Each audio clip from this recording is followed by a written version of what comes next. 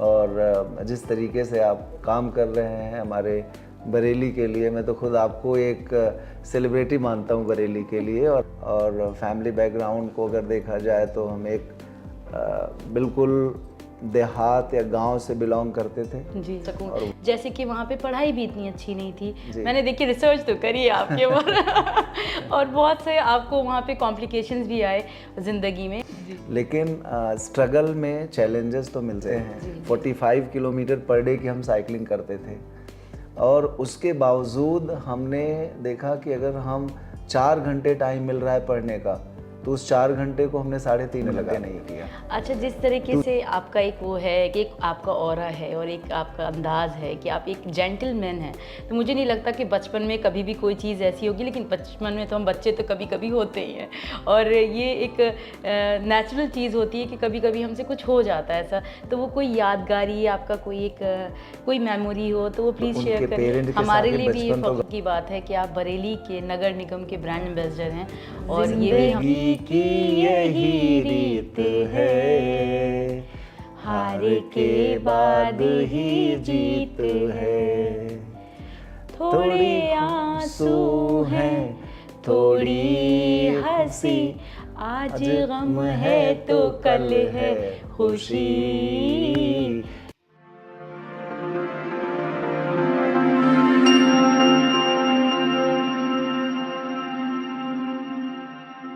हर दिल हर ज़ुबान विद सबीन में आज हम आपके साथ हैं और आज के हमारे ख़ास मेहमान हैं।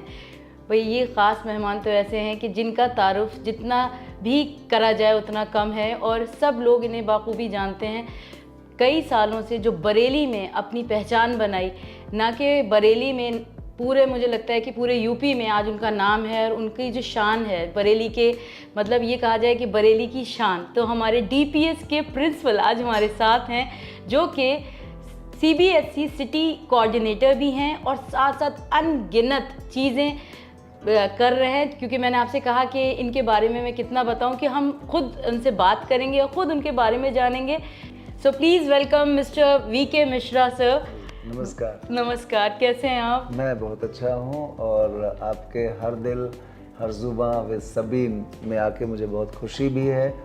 और जिस तरीके से आप काम कर रहे हैं हमारे बरेली के लिए, मैं तो खुद आपको एक सेलिब्रिटी मानता हूँ बरेली के लिए। और आने वाले समय में बरेली को हर दिल हर ज़ुबां विद सबीन का जो एक बैनर है, हमें लग रहा है वो हम सभी के लिए बहुत बड़ा प्लेटफॉर्म होगा।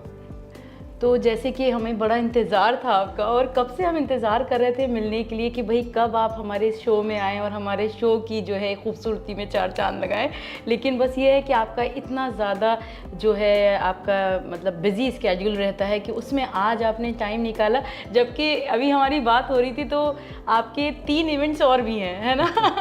लेकिन ये है कि आप आए तो मैं कुछ जानना चाहूँगी, क्यों ना हम थोड़ा बहुत बचपन से कुछ जानें।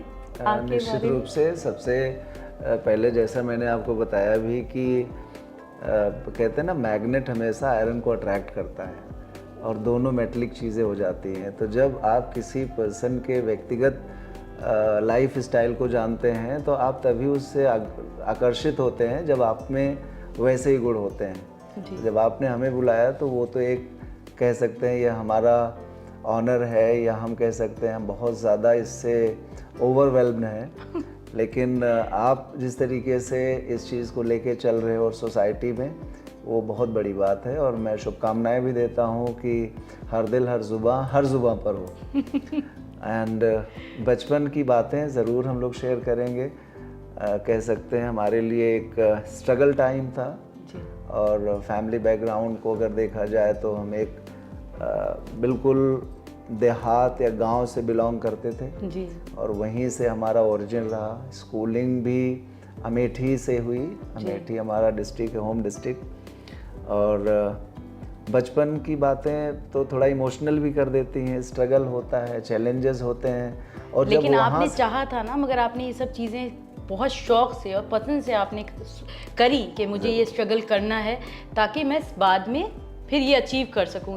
जैसे कि वहाँ पे पढ़ाई भी इतनी अच्छी नहीं थी, मैंने देखिए रिसर्च तो करी है आपके ऊपर और बहुत से आपको वहाँ पे कॉम्प्लिकेशंस भी आए ज़िंदगी में और बहुत कुछ ऐसा हुआ, और आपकी फैमिली भी सब आपके जितने भी रिलेटिव्स थे और आपकी वो वहीं पढ़ाई उन्होंने करी। लेकिन ऐसा क्यों कि एक आप ही मतलब बरेली में आप समझें विद इन 5 years मेरे ख्याल से आपको आए हुए इतना टाइम हुआ है, और डीपीएस में जो एक चेंज आया, मतलब चेंज किया, मतलब इतना ज़बरदस्त बदलाव कि अब हमें ऐसा लगता है हमें ऐसा फील होता है कि भाई बरेली में हमें ऐसा लगता था कि भाई स्कूल की कमी है, हम कहाँ जाएं, हम कहाँ, तो हमने, आपको पता है बच्चे भी हमारे बोर्डिंग में थे, लेकिन डीपीएस एक ऐसी पहचान और इतना डिसिप्लिन, मतलब आपको देख के मुझे ये भी लगता है कि पहले तो मैं यही समझती थी कि भाई आप कोई एक आर्मी ऑफिसर है तो ये बताएं कि ये भी जो लाइफ आपकी इतनी रूटीन में और इतने डिसिप्लिन, वो भी मुझे जानना है। एक मैं कह सकते हैं कि हम सक्सेस तो नहीं, बट एक मंत्र हम लाइफ में हमेशा अडॉप्ट किए हैं, वो ये है कि आप जहाँ भी हैं वहाँ पर आप 100% दो। जैसे मैं गांव के एजुकेशन में जब था तो वहाँ पर मैंने अगर 22.5 किलोमीटर एक साइड हमारा स्कूल पड़ता था हमारे घर से, 45 किलोमीटर पर डे की हम साइकिलिंग करते थे, और उसके बावजूद हमने देखा कि अगर हम 4 घंटे टाइम मिल रहा है पढ़ने का तो उस 4 घंटे को हमने 3.5 घंटे नहीं किया। दूसरी चीज़ ये है कि हम लोग आर्मी या डिफेंस को ये मानते हैं कि सबसे डिसिप्लिन्ड वो हैं जी, बट उसके पीछे का लॉजिक ये होता है कि वो जिस प्रोफेशन में है जी, वहाँ भी वो 99% दे नहीं सकते, 100% देते हैं। तो हम अगर अपनी लाइफ में 100% देने की क्षमता लिए हुए किसी काम को करना शुरू कर दें तो वो एक कह सकते हो आर्मी पर्सन की लाइफ ऑटोमेटिक बन जाती है। राइट। तो डिसिप्लिन होना शायद ये एक आपके जुनून में भी होता है, और आपको फीलिंग्स के साथ अगर उसको लिया जाए तो कहा जा सकता है कि हमें उसमें 99% वाला कंप्रोमाइज़ नहीं करना है, 100% देना है। तो अमेठी से बरेली तक की जर्नी और आपके साथ बैठ के हर दिल हर जुबा में हम अगर बात कर रहे हैं जी। तो एक कमिटमेंट को हम मानते हैं कि हर किसी को जिस भी प्लेटफॉर्म पे है अगर 100% देगा तो उस प्लेटफॉर्म पे वो सक्सेस होगा। राइट। और जैसे कि ये भी है कि ज़िंदगी में जब आपका इतना मतलब स्ट्रगल भी रहा और इतनी ज़्यादा चीज़ें आपने देखी और उसके बाद में आपका ये सारा चीज़ें शुरू हुई कि जो आपको लोग अब जानते हैं, पहचानते हैं, और जहाँ पे भी आपकी हमेशा से मुझे ख़ास बात क्या लगती है कि पीछे से आपकी तारीफ़ ही हमने सुनी है हमेशा से, तो ये भी बहुत खुश नसीब लोग होते हैं, उनके साथ होता है। तो आप मुझे बताइए कि कभी लाइफ में आपके कुछ ऐसा इंसिडेंट हुआ हो कि कभी आपको स्ट्रेस या आपको एंजाइटी या कुछ इस तरह से लाइफ में कभी? निश्चित रूप से आपने कहा हमारी तारीफ़ें सुनी है, शायद आप उन्हीं से मिले हैं जो हमारे दिल के बहुत नज़दीक हैं, तो तारीफ़ ऑटोमेटिक वो करेंगे। लेकिन स्ट्रगल में चैलेंजेस तो मिलते हैं जी। क्योंकि मैं ग्रेजुएशन के बाद पोस्ट ग्रेजुएशन करना, मेरा मैथ्स और साइंस फिज़िक्स फील्ड था और मैंने सिविल सर्विसेज की भी तैयारी किया। तो आप एक कह सकते हैं कि जब किसी लेवल पर सफलता नहीं मिलती है तो आप आगे जब नेक्स्ट लेवल लेने जाते हैं तो पिछले वाले को पूरी तरीके से छोड़ने में आपको तकलीफ़ होती है कि आप आईआईटी के लिए हमने कोशिश किया, नहीं हुआ तो हमने फिर ग्रेजुएशन किया, ग्रेजुएशन के बाद सिविल सर्विसेज की तैयारी किया, फिर पोस्ट ग्रेजुएशन किया और मैथ्स और फिज़िक्स को लेके हम आगे चले। तो जिस समय आपको लगता है कि नहीं हमारा ये फील्ड अब शायद हमें सक्सेस नहीं देगा, तो आपको एक स्ट्रगल वाली जो फीलिंग होती है वो आ जाती है। फिर दूसरी लाइन पे स्विच ओवर करना, टीचर बनना शायद हमारे माइंड में था नहीं कि मैं एक टीचर बनूंगा, लेकिन एक फील्ड जब छूटती है और दूसरी फील्ड जब आपको पिकअप करना होता है वो बड़ा इमोशनल चैलेंज होता है। जी जी। और वो मेरे लिए भी था कि जब हमको एक फील्ड में सफलता नहीं मिली, मैं टीचिंग लाइन में आने की कोशिश किया, तो फिर पूरी तरीके से अपने को पिछला भूल के टीचिंग लाइन को अडॉप्ट करने पे हमने लगा दिया। अच्छा, जिस तरीके से आपका एक वो है कि एक आपका ऑरा है और एक आपका अंदाज़ है कि आप एक जेंटलमैन हैं, तो मुझे नहीं लगता कि बचपन में कभी भी कोई चीज़ ऐसी होगी, लेकिन बचपन में तो हम बच्चे तो कभी-कभी होते ही हैं और ये एक नेचुरल चीज़ होती है कि कभी-कभी हमसे कुछ हो जाता है ऐसा। तो वो कोई यादगारी आपका कोई एक कोई मेमोरी हो तो वो प्लीज़ शेयर करिए। देखिए, बचपन तो गांव में बीता है तो बहुत सारे हैं जी। और शायद अगर हम लेकिन याद कोई करें, शरारत, हाँ, कोई शरारत आपकी वो हो? शरारत तो है निश्चित रूप से, बट एक इंसिडेंट मुझे याद आ रहा है जी। कि उस समय मैं क्लास 6 में पढ़ रहा था और जिस स्कूल में थे उसमें बाउंड्रीज नहीं थी। अच्छा। तो बगल में एक नदी थी और उस नदी में हम अपने कुछ 4-5 दोस्तों के साथ में, पानी बाढ़ आया हुआ था, जी। जुलाई अगस्त का महीना था, तो हम लोग देखने के लिए कि नदी में कितना उफान है और हम लोग चले गए। और वो वास्तव में कुछ को तैरना आता था, हम लोगों को तैरना नदी में नहीं आता था क्योंकि हम लोग तालाब वाले थे, तो स्थिर पानी में तैर लेते थे, बट बहते हुए और तेज़ बहाव में मुश्किल था। तो हम लोग गए ज़रूर, हम उसमें गए नहीं, नदी में उतरे नहीं, बट जब तक हम स्कूल लौट के आए तब तक सबको पता चल गया था कि 4 लड़के नदी पे गए हुए हैं। और फिर उस समय जो हमारे एक सोशल साइंस के टीचर थे वो एंट्री कर गए थे क्लास में। फिर नंबर ऑफ अगर डंडों की बात करें तो हम सबको 8-8 डंडे पड़े थे। वो चाहे शरारत कह लीजिए या बचपना का एक ऐसा इंसिडेंट, और शायद ये एक हम इसलिए भी बता रहे हैं कि हम लोग इंसिडेंट सोचते हैं कैसे होता है, बट शायद हम नदी में उतर रहे होते उस समय तो मेरे लिए बहुत बड़ा ख़तरा होता। तो ये शरारत भी है और सुझाव भी है कि ऐसी चीज़ों में लोग ना जाएं। क्योंकि कभी-कभी क्या होता है जब हम कुछ गलती करते हैं तब भी हमें कोई चीज़ सिखा दी जाती है ना, वो वक्त हमें सिखा देता है कि हमारे लिए ये चीज़। तो कभी-कभी ये भी चीज़ें मतलब हमें ज़ाहिर है कि बहुत ज़्यादा एक्साइटमेंट में कुछ नहीं करना चाहिए, तो वो गलत होता ही है और आप जो थे वो वक्त पे वापस ही पहुंच गए। अच्छा, एक चीज़ और है कि जिस तरीके से मतलब आपको देखा गया है कि आप अपनी फिटनेस का ख्याल रखते हैं, जैसे कि आपकी स्किन ग्लो करती है और जो भी मतलब आपसे मिलता है तो आपके एक चेहरे पे भी मुस्कान रहती है, और ये क्योंकि चेहरा आईना होता है इंसान का। तो मैं ये जानना चाहूँगी कि आपका ये जो लाइफस्टाइल था जो लोगों को मतलब एक सबक देता है और इंस्पायर करता है कि आप जो सुबह से उठते हैं और रात में 9:30 बजे आप बेड पे होते हैं, तो वो कैसे आपका पूरा मतलब उसमें आप कैसे टाइम निकालते हैं अपनी एक्सरसाइजेस के लिए, और ये सब मुझे आप प्लीज़ बताएं। देखिए, ऐसे तो स्कूल टीचर्स के पास में फिटनेस का सबसे बड़ा जी। माध्यम है कि वो जितने ज़्यादा क्लास में खड़े होके टीचर टीचिंग करता है, प्रिंसिपल राउंड्स लगाते हैं, तो फिज़िकल तो वहाँ से उनको फिट हो जाता है। बट मेरा एक थोड़ा रूटीन खुद से बनाया हुआ है कि 5-5:30 बजे हम बेड से उठना, फिर स्कूल के लिए तैयार होना। अभी फ़िलहाल के लिए है तो मॉर्निंग में कोई बहुत बड़ी एक्सरसाइज हम नहीं कर पाते हैं, स्कूल के टाइम में आप अपने ऑफिस वर्क में होते हैं। बट एक चीज़ मैंने महसूस किया है कि जब आपके माइंड में ये होती है फिटनेस की सिम्टम्स हैं, तो आप एक ऐसा टाइम निकालते हैं कि उसको आप जीना शुरू करते हैं। जी।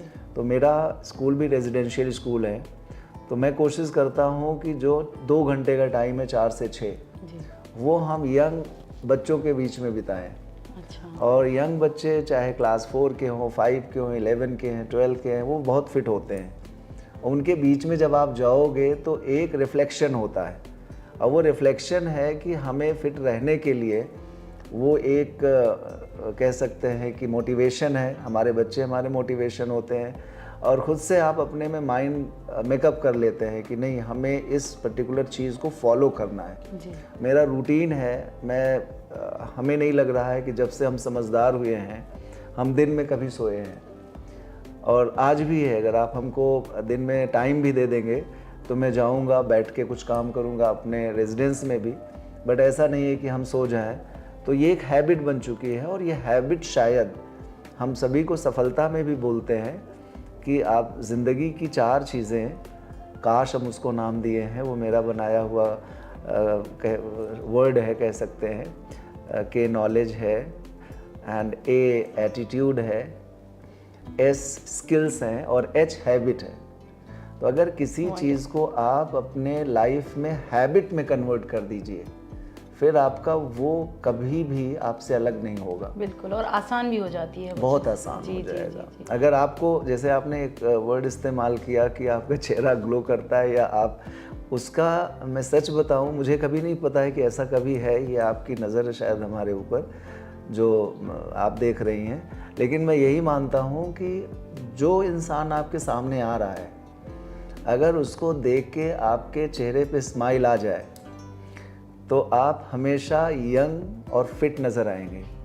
तो शायद हमारे सामने जब लोग आते हैं तो वो इतने स्माइल हमें दे के जाते हैं कि उससे मैं ऑटोमेटिक फिट हो जाता हूँ। अच्छा, ये तो हमें आपका पता है खैर कि आपको जो है खाने में जो आपकी फेवरेट चीज़ है वो मुझे पता है कि वो क्या है, ठीक है। तो वो तो हमें पता है कि वो आपकी फेवरेट चीज़ है, वो बहुत सादा, मतलब दाल चावल जो है आपका फेवरेट है, लेकिन वो क्यों है ये मुझे नहीं पता है।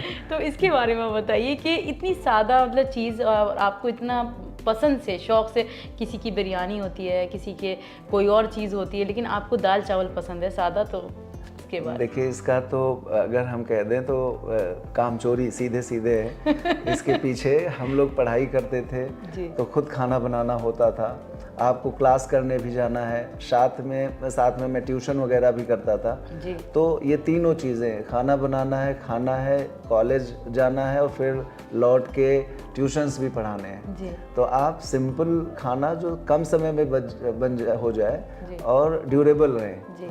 तो ये रीज़न था शायद कि हम इसका एक नाम और दिए हुए थे, तहरी, कि अगर हम दोनों अलग अलग नहीं बना पा रहे हैं दाल और चावल, तो तहरी बन गई। तो शायद वहाँ से ये हैबिट पड़ी और वो हैबिट, जैसा मैंने आपको बताया, वो ज़बान का वो टेस्ट ही हो गया कि दाल चावल अच्छा लगने लगा और आज भी शायद यही वजह है कि दाल चावल अच्छी लगती है। सबसे पहले तो मैं एक चीज़ आपको कॉम्प्लीमेंट करना चाहूँगा, हर दिल हर ज़ुबां विद सबीन।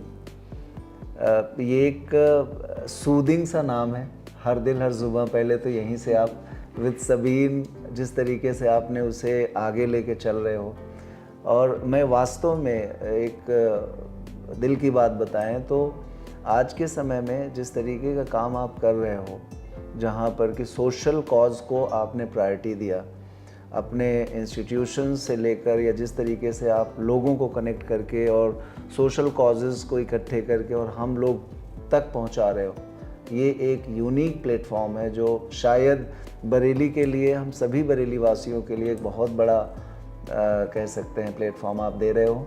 और दूसरी चीज़ ये है कि इतना अच्छा होस्ट इसके लिए दूसरा हो भी नहीं सकता है।